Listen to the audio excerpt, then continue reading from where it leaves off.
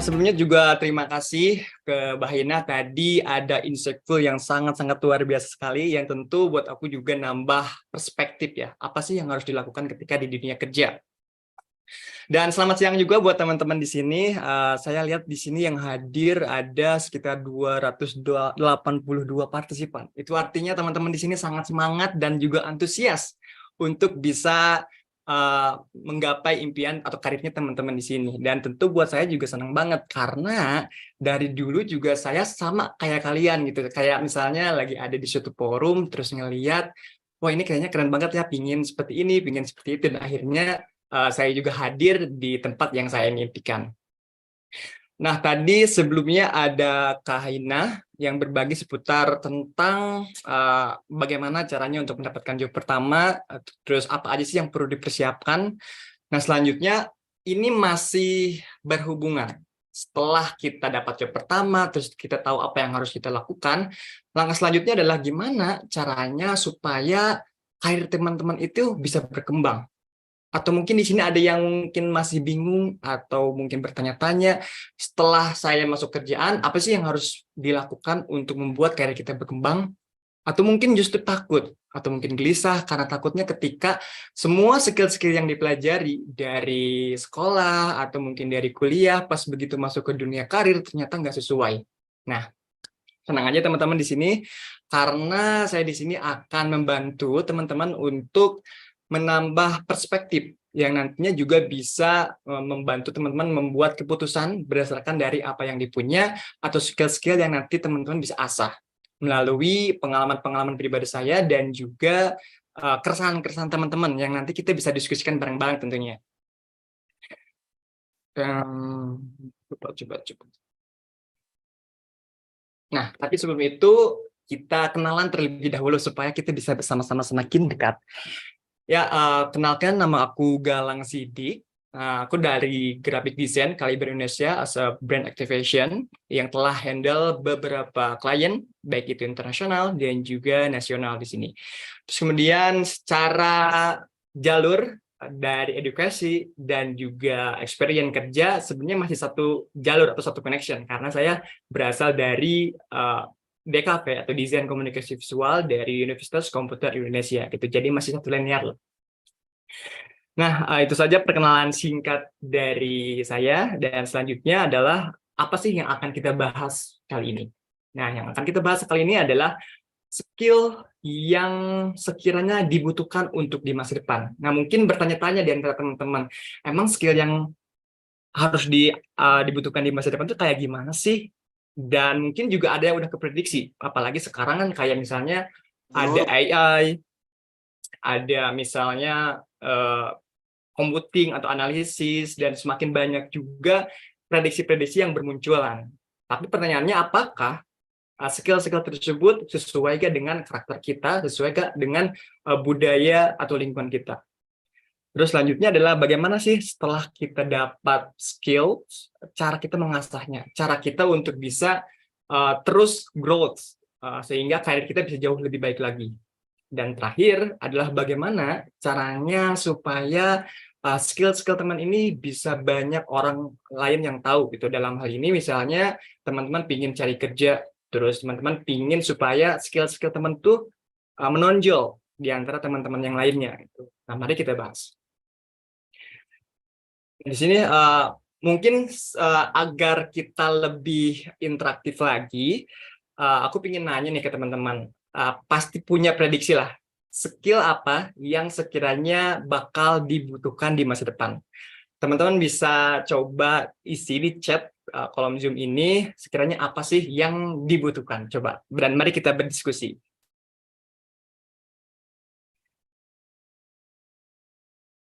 Ya, mungkin teman-teman ada yang terpikirkan, kayak misalnya komunikasi, ataupun time management, bahkan data sekalipun, terus ada, wah bener banget, tim manajemen itu bener banget. Sebenarnya kalau misalkan kita lihat, sesuai dengan apa yang terjadi sekarang, ada adaptasi, time management, bahkan komunikasi, itu sebenarnya bener banget. Tapi pertanyaan selanjutnya adalah, gimana sih setelah kita tahu bahwa kita punya skill, terus kita tahu pingin gimana caranya supaya skill kita itu bisa terpakai gitu. Uh, Coba ya. Kalau misalnya saya juga lihat di beberapa riset juga ada banyak yang membahas seputar skills, seputar bahkan prediksi juga sampai 2025 bahkan ada hal-hal yang memang pakai ratingnya segala gitu. Tapi menurutku kalau kita tahu cara kita mengasahnya dan gimana harus terus membuat kita growth di dalam skill tertentu, itu akan membantu teman-teman bisa mengasah atau bisa mendatangkan ke karir impiannya. Nah, kalau misalnya kata Walter van der Vol, dia itu adalah seorang profesor dan juga autor atau penulis. Dalam bukunya dia bilang yang berjudul Drive in Creativity, dia pernah bilang bahwa justru yang membuat karir kita semakin growth justru adalah karakter dari diri kita sendiri. Dan dari diri kita sendiri itu tahu gitu, paham bahwa ternyata ada hal-hal yang dari diri kita sendiri yang sudah kita pelajari, yang sudah jadi karakter kita, bisa menyesuaikan dengan apa yang terjadi di luar. Dan ini nantinya juga akan berdampak ke hard skill kita, ke soft skill kita, atau juga dalam bidang apapun.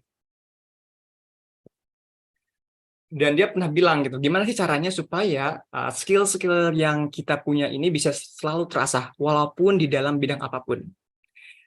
Dia punya semacam 5 kata kunci lah, 5 hal yang penting yang harus ada dalam bidang apapun. Yang pertama di sini ada creativity. Di creativity ini is about the perspective. Jadi bukan hanya sebagai seorang, katakanlah seorang yang pekerja kreatif harus memang kreatif, enggak juga, tapi juga semua bidang-bidang yang selain industri kreatif itu harus punya kreativitas. Misalnya di sini ada IT atau mungkin data management. Kalau misalkan kita tanya secara awam gitu, mungkin nggak itu perlu creativity? Nah, padahal ketika Walter van der Vol berbicara gitu, bahwa creativity itu akan ada di segala lini. Gimana sih cara kita bisa melatih creativity? Dia pernah bilang bahwa ternyata untuk bisa mengasah creativity, kita mesti keluar dari kebiasaan-kebiasaan yang kita pernah lakukan. Ambil contoh misalnya IT. IT kan biasanya berhubungan dengan data tuh, dengan visualisasi data. Gimana caranya supaya kita bisa tahu, bisa dapat inspirasi dari bidang kita. Caranya adalah dengan keluar dari bidang kita, kemudian dari sana kita tahu bahwa ternyata ada banyak hal dan mencari perspektif dari berbagai macam orang. Kita bisa tahu orang itu seperti apa, kita bisa tanya orang itu, dan kita kerucutkan orang itu target audiensnya seperti apa, dan perilakunya kayak gimana. Nanti kita tahu bahwa ternyata orang A ini punya kebiasaan yang seperti ini, dan ternyata itu bisa menambah perspektif kita. Dan bukan cuma orang, tapi juga bisa ke bidang-bidang lain. Bisa mungkin ke olahraga, ketika teman-teman suka olahraga, atau mungkin ke make up, kita bisa cari inspirasi atau cari sesuatu yang berbeda dari sana. Nanti juga itu akan mengikuti perspektif teman-teman gitu. Dan dari creativity ini, is about the karakter, balik lagi gitu. Ketika kita terbiasa untuk melihat berbagai macam sudut pandang, itu juga di dunia karir akan terbiasa juga untuk melihat bagaimana ini bisa terjadi dan kenapa ini bisa terjadi. Makanya dalam creativity ini, semuanya is about the perspective. Bagaimana cara kita bisa menemukan ide dari berbagai macam bidang, dari berbagai macam perspektif. Semakin banyak perspektif, semakin bagus juga, atau semakin banyak juga, atau semakin luas juga kita menemukan ide-ide. Selanjutnya di sini adalah critical thinking. Nah, setelah kita tahu bahwa dalam bidang kita ini harus ada creativity, dan kita mengumpulkan banyak ide-ide dari apa yang sudah kita cari, baru selanjutnya yang perlu kita lakukan adalah critical thinking. Di dalam critical thinking itu kita harus punya yang namanya efektif dan juga efisien. Dalam dunia karir juga sama. Dalam dunia karir juga ketika kita punya goals, punya target dari perusahaan, ketika kita sudah punya ide, punya banyak ide, langkah yang selanjutnya adalah kita harus membiasakan diri untuk bagaimana si ide ini bisa terrealisasikan.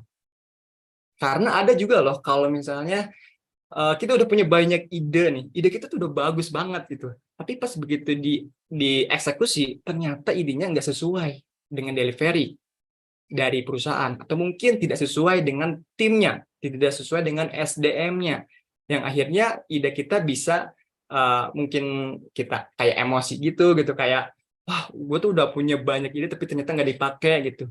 Mungkin yang harus dilakukan adalah kita harus tahu critical tinggi kita itu harus jalan gitu. Gimana caranya supaya kita tuh bisa mengcompare apa yang harus dilakukan dan apa yang tidak. Apa yang sejalan dengan tim atau apa yang sejalan dengan perusahaan, itu kita harus bisa menimbang-nimbang hingga akhirnya bisa melakukan keputusan berdasarkan dari keputusan bersama. Terus ada self management. Di self management ini kita lebih kepada apa yang mesti dilakukan ketika sesuatu itu tidak sejalan dengan apa yang kita pikirkan. Di dalam dunia karir, sepengalaman saya juga selalu ketemu dengan hal-hal yang di luar kendali, di luar dari kebiasaan.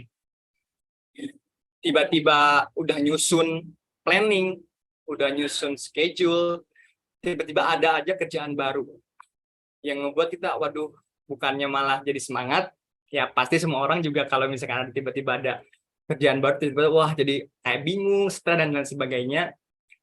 Tapi justru sebenarnya itu adalah tantangannya, teman-teman.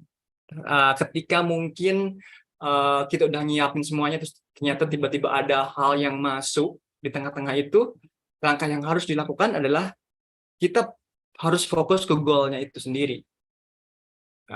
Kesampingkan dulu emosi, kesampingkan dulu semua yang berkaitan dengan hal-hal yang di luar dari goal perusahaan. Jadi kita bisa fokus dulu ke goal, nanti ketika sudah kita fokus ke goal, goals apa yang mesti kita lakukan, dan bagaimana caranya untuk bisa mencapai target tersebut.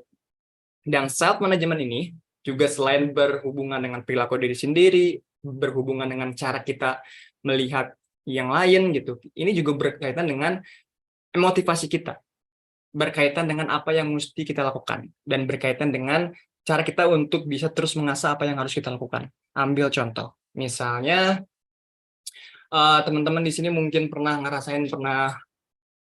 mungkin gagal dalam melakukan sesuatu, mungkin takut salah dan akhirnya salah beneran. Itu adalah salah satu barrier yang harus dipecahkan gitu. Pokoknya ketika teman-teman mengalami hal seperti itu, langkah yang harus dilakukan adalah kita harus benar-benar fokus di goals-nya. Nah, terkait self-management juga, nah ini sedikit cerita juga, kadang aku juga pernah selalu ketemu di sepanjang pekerjaan itu, ketemu dengan orang-orang yang memang dari background pendidikannya itu apa, terus tiba-tiba pas begitu kerja, dia langsung bidangnya itu tidak sejalan dengan edukasinya atau dengan background pendidikannya. Yang mana itu bagus banget. Kenapa? Karena dia tuh punya semacam hal-hal yang di luar dari skillnya dia. Dan ternyata menurut Farrell van der Wal, itu tuh adalah suatu kunci yang membuat skill kita bisa terus up dan bisa terpakai di mana-mana gitu. Dan hal itu juga sebenarnya adalah salah satu yang ingin, atau kata kunci yang dibahas di pembicaraan ini adalah kata growth mindset atau penasaran. Gimana caranya supaya kita selalu penasaran? Karena dengan penasaran kita akan mencoba hal baru.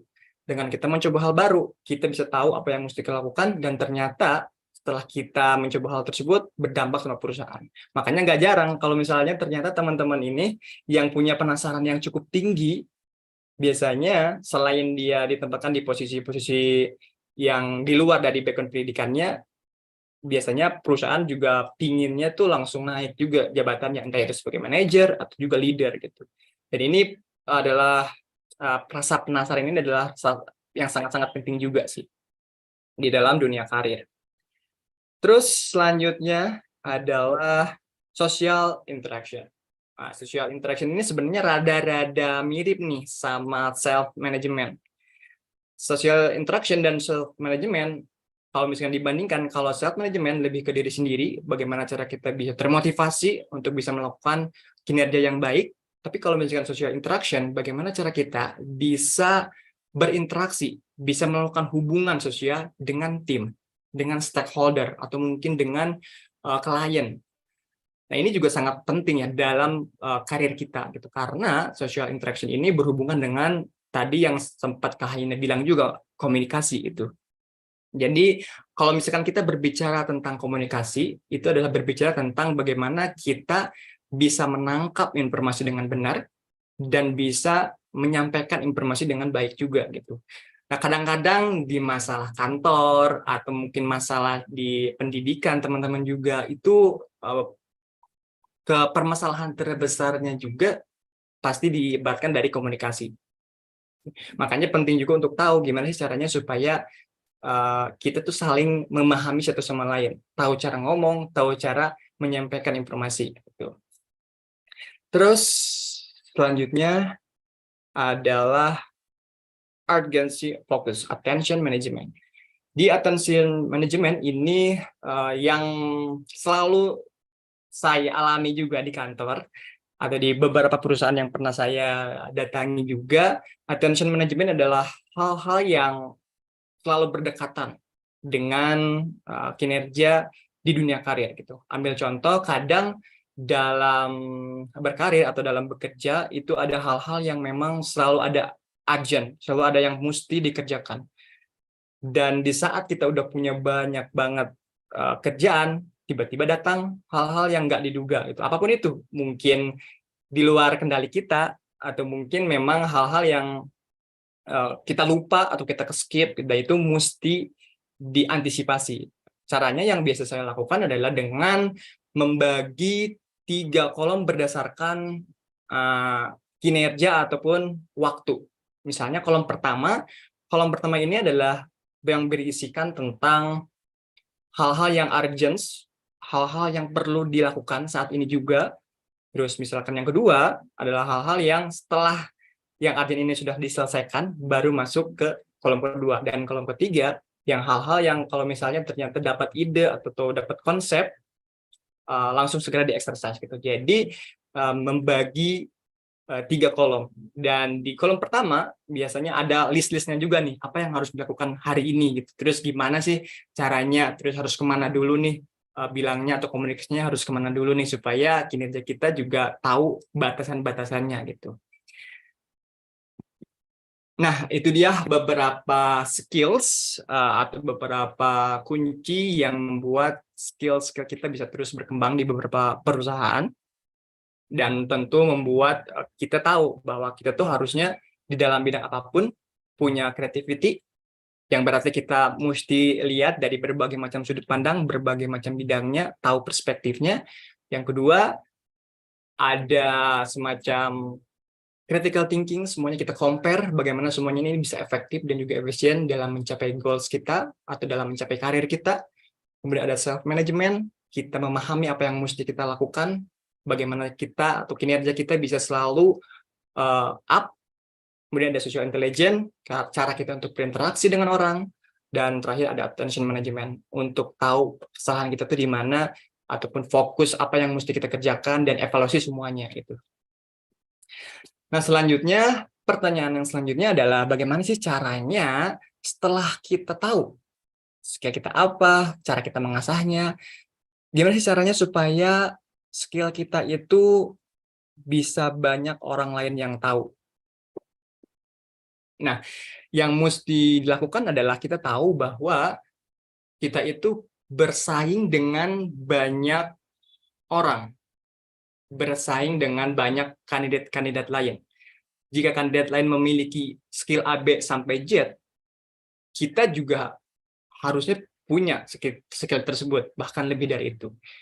Tapi gimana caranya supaya orang-orang lain itu tahu skill kita? Kalau misalkan berbicara tentang skill, berbicara tentang keahlian, saya yakin banyak banget orang yang jauh lebih hebat sebenarnya. Tapi orang-orang yang hebat ini terkadang nggak tahu cara untuk memperkenalkan dirinya ke orang lain. Sehingga orang-orang ataupun orang-orang pentingnya itu nggak tahu bahwa ternyata diri sendiri itu penting loh dan punya banyak skill. Nah, di sini aku akan mempelajari tentang bagaimana caranya supaya skill kita stand out di berbagai job platform. Dalam ini di Kaliber, atau nanti akan ada sedikit tips di CV teman-teman yang akan saya bagikan.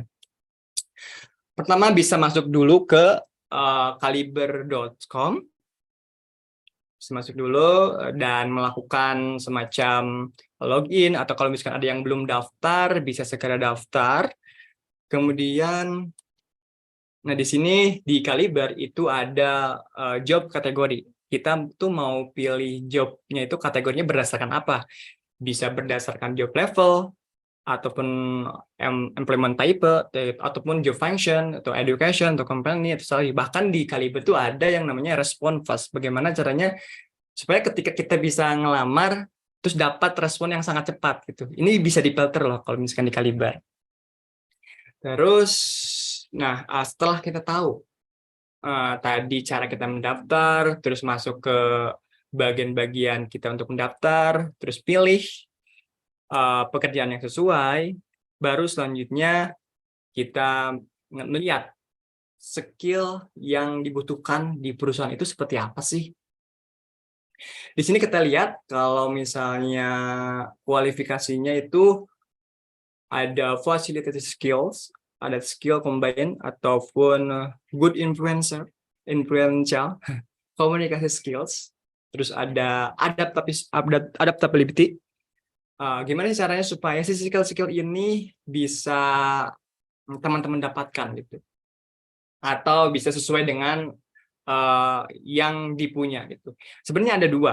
Ketika teman-teman ngelamar ke perusahaan tertentu, terus melihat kualifikasinya, teman-teman punya dua pilihan. Yang pertama, teman-teman bisa melihat ternyata skill-skill tersebut memang tidak sesuai, dan teman-teman bisa langsung cari skill-skill yang sesuai dengan minat teman-teman. Terus kedua, ada yang memang saking pinginnya dia masuk perusahaan tertentu, akhirnya ketika melihat skill-skill tersebut, dia mau belajar dulu. Sebenarnya kalau misalkan kita lihat, dua-duanya benar. Dua-duanya benar, tapi ada konsekuensinya masing-masing. Bisa aja ketika kita pingin banget masuk ke perusahaan tertentu, terus kita nggak punya skillnya, terus ternyata kita gagal, ada waktu yang terbuang gitu. Tapi secara ilmu, karena kita udah belajar, ya masih bisa untuk belajar lebih dari yang lain gitu. Tapi ketika kita memilih untuk cari skill-skill yang sesuai dengan kita secara sadar juga tahu bahwa kalau misalkan memaksakan untuk masuk, waktunya itu akan terbuang, dan mending cari requirement atau skill yang sesuai juga gitu. Nah, kayak misalkan di sini saya akan ngasih contoh, misalnya di sini skills yang dibutuhkan itu adalah communication skill misalnya. Terus teman-teman udah punya nih komunikasi skill. Nah, teman-teman yang bisa dilakukan adalah dimasukkan di CV based on keyword tersebut. Di job platform juga harus ada keyword komunikasi skill. Kenapa? Karena kan sekarang screening CV itu udah berdasarkan ATS, udah berdasarkan attraction system. Jadi peperangannya itu kita lewat keyword justru. Semakin keyword kita sesuai dengan kualifikasinya, semakin kita ke tracking bahwa CV kita tuh sesuai dengan apa yang dicari oleh perusahaan. Tapi teman-teman juga harus ingat bahwa ketika nanti CV teman-teman itu udah lolos screening misalnya, biasanya nantinya juga akan dibaca tuh sama HR atau mungkin interview user gitu. Nah, makanya penting juga untuk tulis deskripsi dengan to the point, dengan yang membuat orang-orang itu ngerti. Misalnya, aku kasih contoh, misalnya teman-teman dalam waktu kuliah pernah punya pengalaman magang misalnya. Terus magangnya itu sosial media marketing. Terus gimana sih caranya supaya si deskripsi teman-teman itu bisa enak dibaca atau to the point, tapi juga tetap ada keywordnya juga yang dibutuhkan. Teman-teman bisa bilang bahwa yang pertama teman-teman lakukan misalnya kasih angka atau kasih pencapaian di awal, supaya yang lihat langsung gitu, oh ternyata langsung punya pencapaian gitu. Terus setelah tahu pencapaiannya seperti apa, gimana caranya untuk bisa dapetin tersebut. Ada pencapaian, ada langkah-langkahnya, dan hasilnya seperti apa gitu. Dan gak lupa juga ada communication skill. Misalnya social media marketing, semasa saya kuliah ataupun dalam waktu kurang dari 2 bulan, misalnya mendapatkan engagement berapa persen misalnya. Terus dengan melakukan pembuatan konsep, membuat riset yang nanti bisa dikomunikasikan dengan desainer misalnya. Nah, kata dikomunikasikan ini itu tuh harus ada di dalam CV teman-teman. Bukan cuma di CV, tapi juga di job platform yang nantinya juga teman-teman bisa isi di sana. Gitu. Nanti secara tracking system atau secara ATS itu bisa terbaca, tapi juga secara orang yang baca juga enak, juga tahu pencapaian teman-teman itu kayak gimana. Terus selanjutnya ini kita akan berbicara tentang skill juga gitu. Kalau misalkan di Kaliber itu teman-teman udah ada banyak banget tes-tes skill yang bertebaran, yang udah ada, yang teman-teman bisa langsung tes di sana gitu. Tapi sebelum itu teman-teman bisa tulis juga deskripsinya kayak gimana yang tadi aku jelasin, terus ada edukasinya kayak gimana dan skillnya kayak gimana.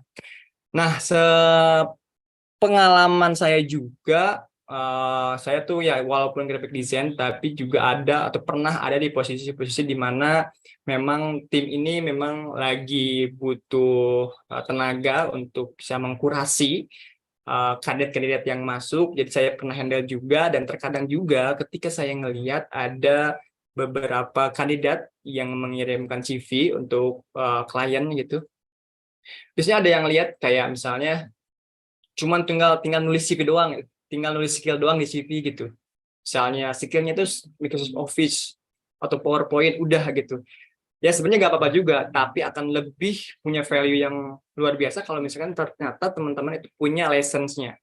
Nanti SR juga akan ngeh sendiri begitu bahwa ternyata ini tuh bisa dipercaya loh gitu.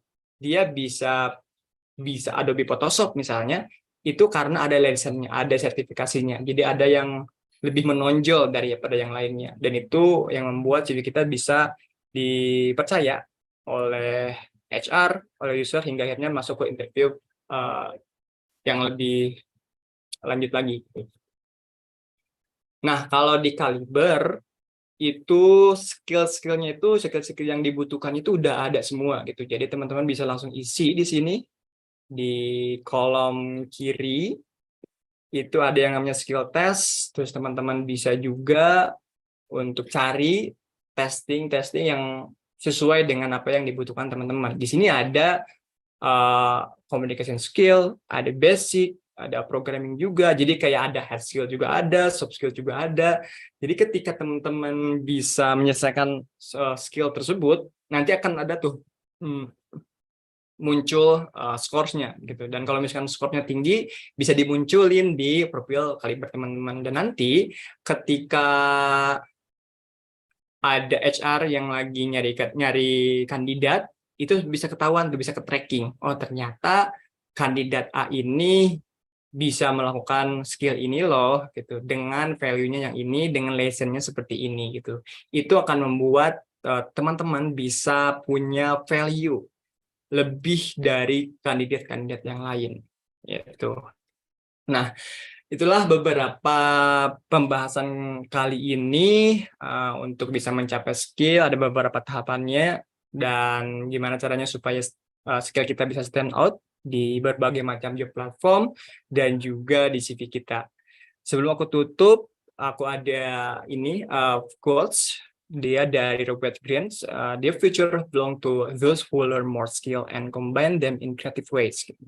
Jadi mudah-mudahan di sini teman-teman bisa terus-menerus mengasah skill teman-teman sendiri, bisa terus mulai mau belajar. Yang pertama adalah penasaran sebenarnya. Bisa terus penasaran untuk tahu hal-hal yang mungkin nggak kita kuasai dulu, akhirnya kita belajar sesuatu tersebut dan akhirnya jadi bisa.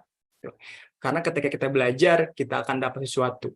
Makanya dalam belajar ada prinsip yang namanya karena belajar tidak akan pernah ada batasnya. Sekian dari saya, Galang, Sidik, dan terima kasih. Mungkin